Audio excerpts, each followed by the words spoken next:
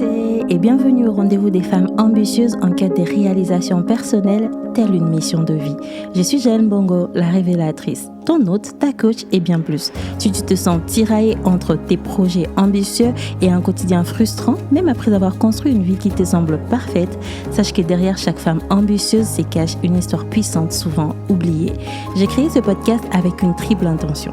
Te révéler comment décoder ta mission de vie grâce à ton histoire personnelle, t'accompagner à transformer ta vision en réalité concrète, finir de tourner en rond malgré ton organisation et tous tes efforts, et enfin t'inspirer à créer une vie selon tes propres termes, celle d'une femme libre, alignée et pleinement épanouie. Si ces mots résonnent en toi, alors crois-moi, tu viens de trouver ton podcast idéal.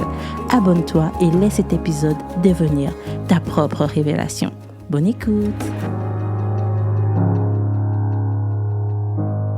Beauté, Boyemalamuna, épisode Oyo, bonjour et bienvenue dans cet épisode, le 100e de telle une mission de vie. Je ne sais pas si tu le réalises, mais aujourd'hui ça fait 100 épisodes depuis que j'ai appuyé sur play. Et je t'invite à célébrer avec moi ces 100e épisodes et à mon sens, la meilleure façon de célébrer ces 100e épisodes, c'est de get out, de vraiment sortir du mode pilote automatique pour créer ta vie de façon intentionnelle. Ça tombe bien puisque c'est de ça qu'on parle aujourd'hui. Aujourd'hui, je vais indexer les coûts cachés du pilote automatique. Les coûts visibles que tu vois, que tu connais, que tu expérimentes dans ton quotidien, mais aussi les coûts cachés que tu ne vois pas de cette manière-là, mais qui mis bout en bout, dans 2, 3, 4, 5 ans, vont te peiner, vont te coûter cher.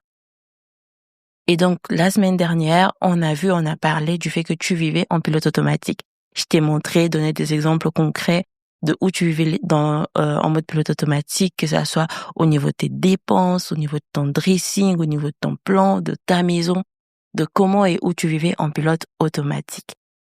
Aujourd'hui, d'entrée de jeu, j'ai envie de te poser 2 petites questions. La première, la voici.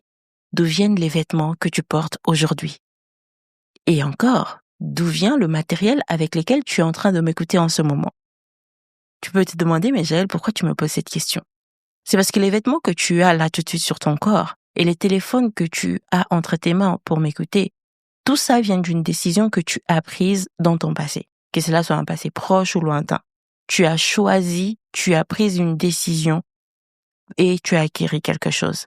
Qui tu es aujourd'hui est la somme de tes choix et de tes décisions d'hier. Ce que tu mangeras ce soir dépend de courses que tu as faites hier ou de courses que tu feras un peu avant de manger, un peu avant l'action de manger. Tu auras fait des courses. Ces courses-là eux-mêmes dépendent de l'argent que tu as gagné, l'argent que tu as de disponible. L'argent que tu as de disponible dépend des dépenses. Les dépenses dépendent de choix que tu as fait, de ce que tu as épargné. Et au final, la nourriture que tu vas manger dépend de ta culture alimentaire. Donc ça dépend de ce que tu as choisi comme style et train de vie et que tu incarnes chaque jour. Tu vois que chaque élément de ta vie actuelle est la conséquence directe d'une décision passée, d'une décision que tu as prise à un moment dans ton passé. Mais voilà le problème.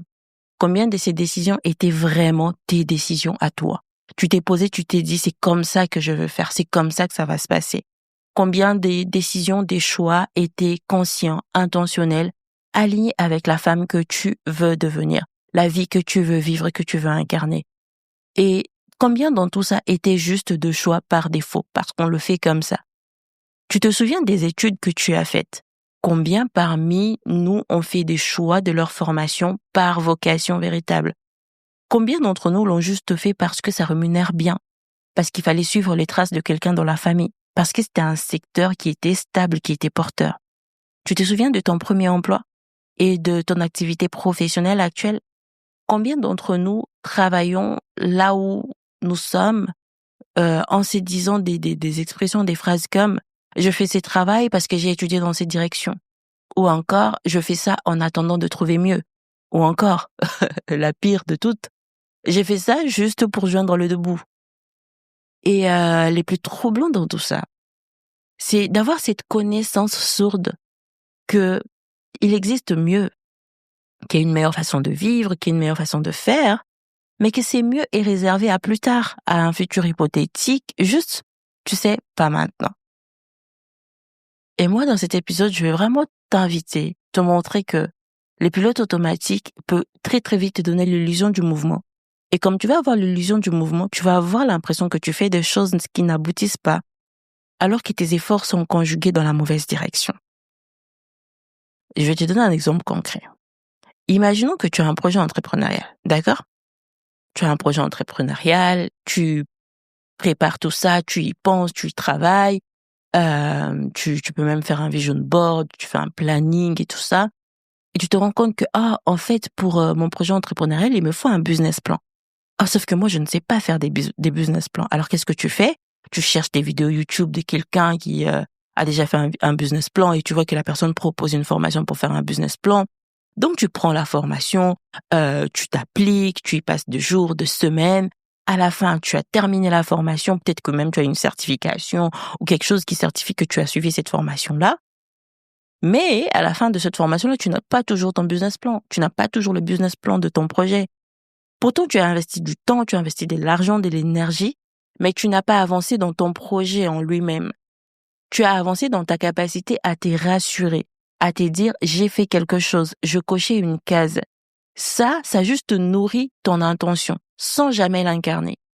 Et en fait, souvent, on est dans cette tromperie-là, à être dans l'illusion du mouvement.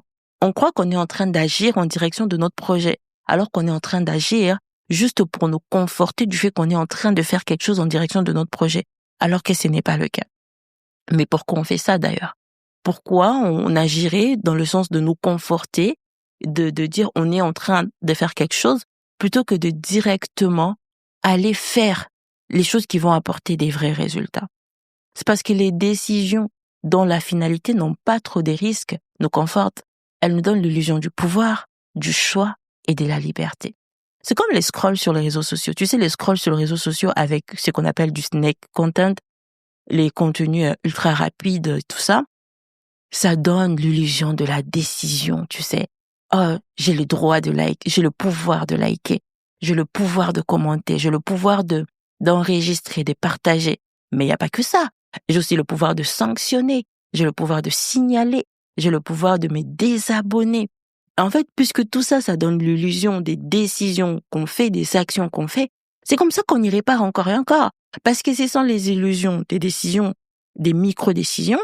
Et comme on le fait, on a l'impression d'avancer vers quelque chose, et on est rentré dans cette boucle infernale et on peut pas en sortir. C'est vrai qu'il y a d'autres facteurs qui viennent influencer ça, mais il y a ça aussi qui est pris en compte. Et le cerveau, lui, il ne sait pas faire la différence entre une décision qui est triviale et une décision importante. Pour lui, c'est une décision point barre. Et à chaque fois que tu décides, tu ressens cette petite chose, des satisfactions de « j'ai fait un choix, j'ai le contrôle ». Et c'est ces petits contrôles-là qu'on va à chaque fois chercher sur les réseaux. Les coins invisibles de pilote automatique, c'est que ça te mine ta vie de façon visible et de façon invisible. Tu ne réalises pas c'est que ce qui se passe aujourd'hui dans ton assiette est en train de dicter ton espérance de vie, ton espérance de vie. Tu ne te rends pas compte que ce que tu mets dans ton assiette comme nourriture est en train de soit te créer de maladies pour demain, soit de te garantir une meilleure santé pour demain. Tu ne te rends pas compte que la façon dont tu dors chaque nuit est en train soit de te garantir une meilleure tenue dans ta journée, une meilleure productivité et proactivité, soit de te faire entrer dans un cercle, un cycle infini des fatigues chroniques et de stress infini. Tu ne te rends pas compte que la façon dont tu te parles, dont tu te considères, dont tu te vois, est en train de créer soit une femme qui a confiance en elle, qui avance et qui croit en elle, soit une femme qui a une confiance brisée, la confiance n'existe même pas et qui ne croit plus du tout en elle.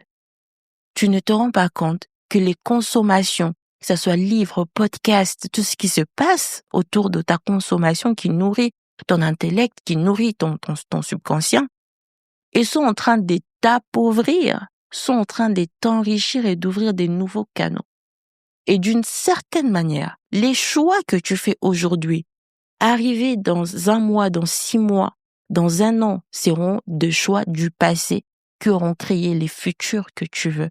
Et quand tu fais ces choix-là, prends conscience et connaissance que tu vas en quelque sorte les récolter demain. On dit, hein, qui sème le vent récolte la tempête. Et qui sème quelque chose de bien récolte ce qui est bien. Et donc, c'est le moment de s'aimer. C'est le moment de s'aimer intentionnellement. Pas seulement s'aimer par rapport à ce que tu veux, mais s'aimer en ayant conscience et connaissance du coût, du prix que ça te coûte.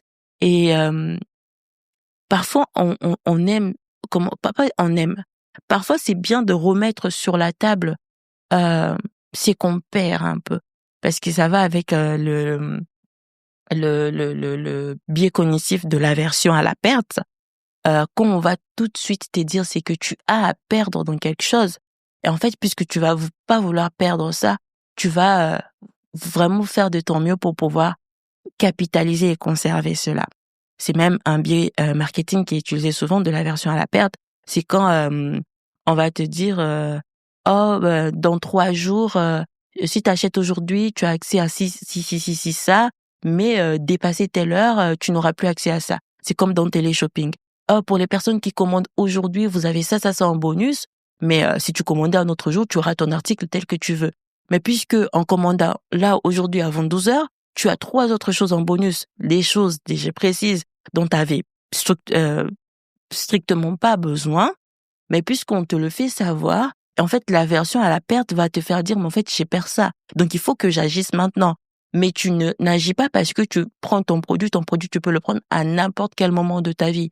En ce moment-là, tu agis parce que tu as peur de perdre les 3 bonus qui sont associés au fait que tu agisses maintenant.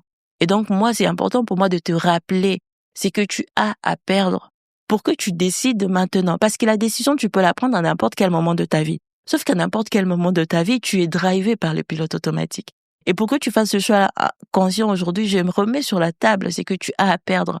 Non pas parce que si tu prends la décision demain, ta décision aura moins de valeur, mais c'est parce que aujourd'hui, ça va t'écouter tout ce que je t'ai mentionné avant.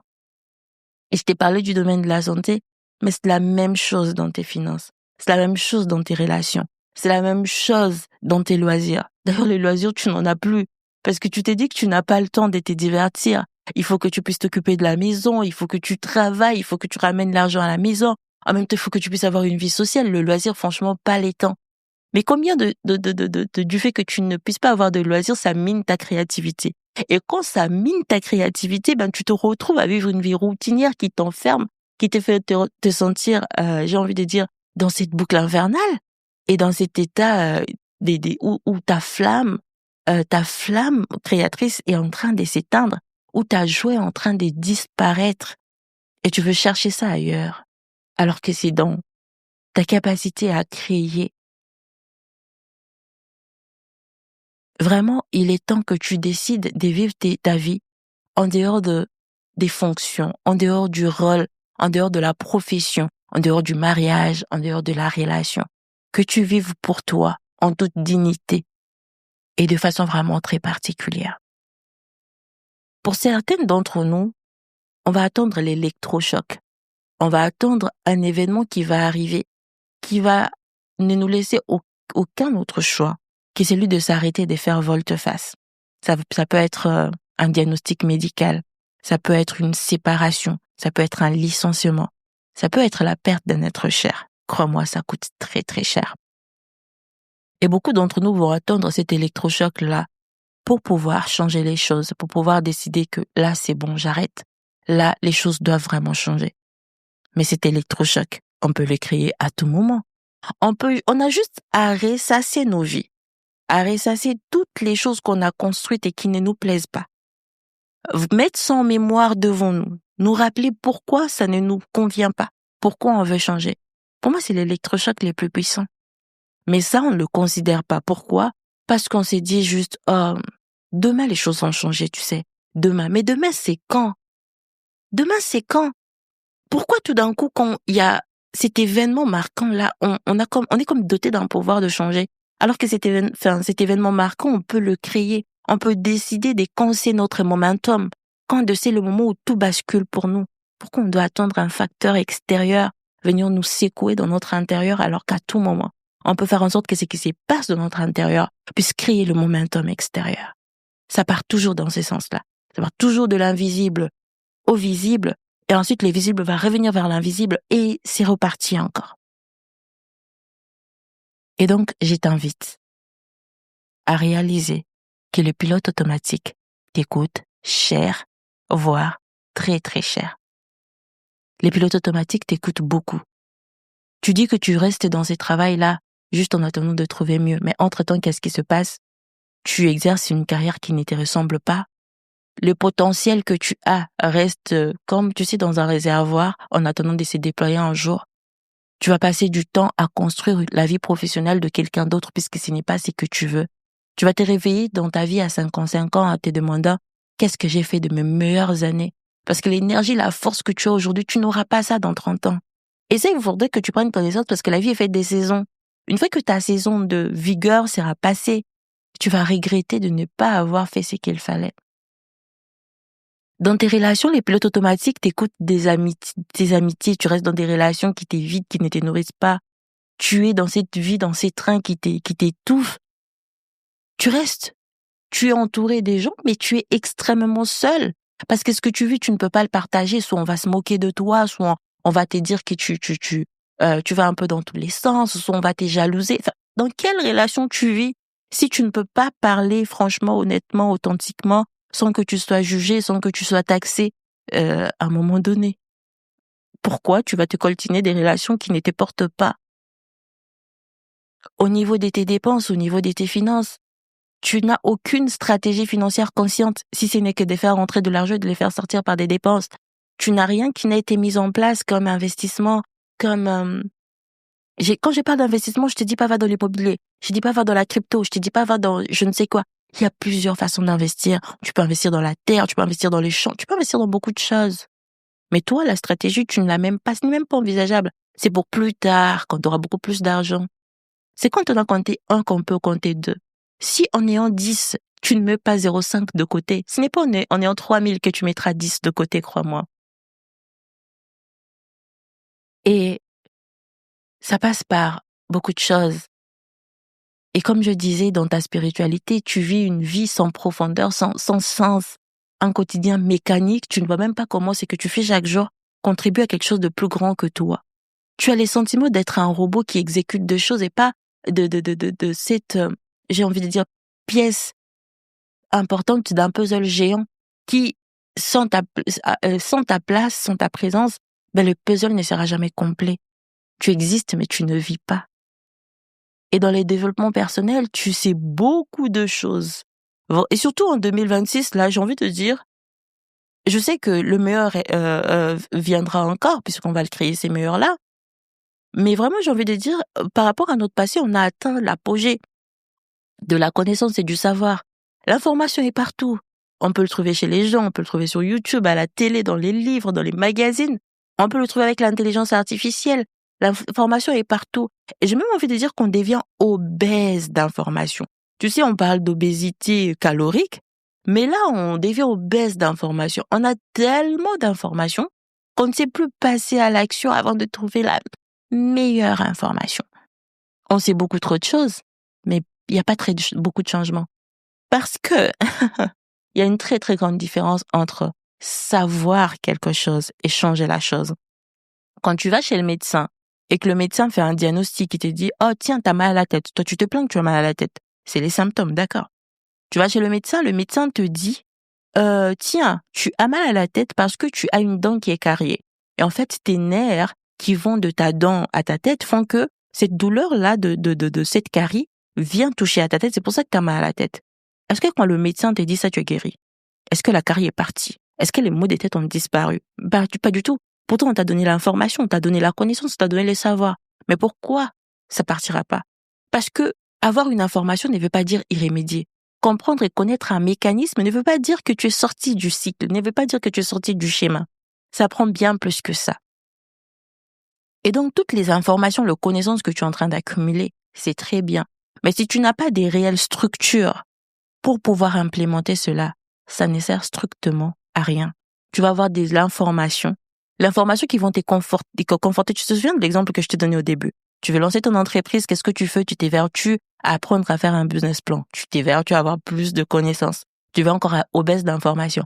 À la fin, tu as les business plans, tu as la formation et tu n'as toujours pas ton business plan et ton projet, lui, n'a pas toujours commencé. Pourtant, toi, tu as de l'information, tu es devenu obèse de quelque chose, mais ça ne t'a pas permis de fixer la chose que tu voulais fixer au départ.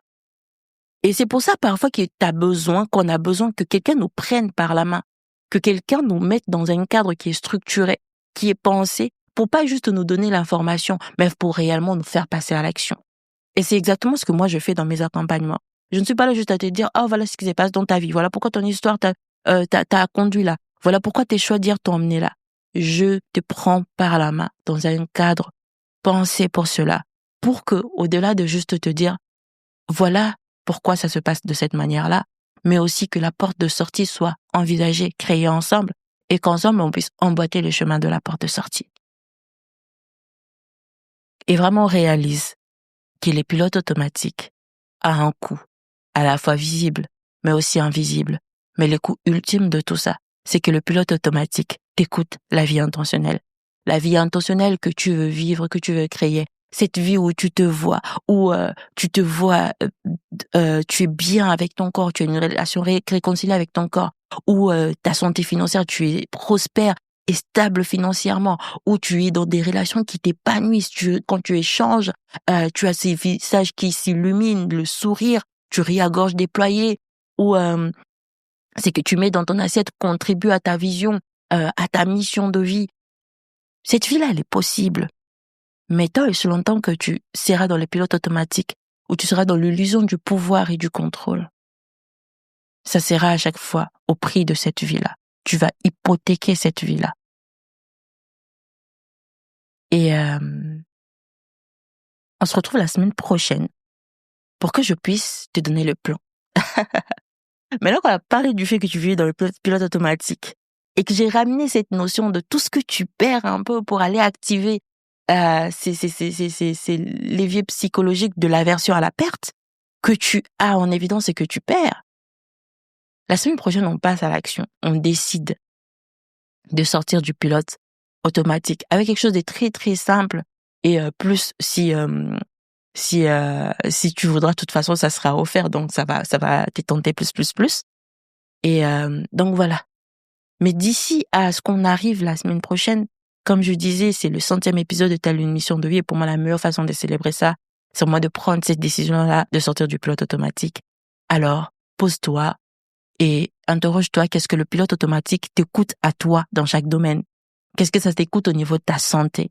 Qu'est-ce que ça t'écoute au niveau de tes finances, au niveau de ta carrière, au niveau de tes relations, de ton environnement, de tes loisirs, de ta spiritualité, de ton développement personnel?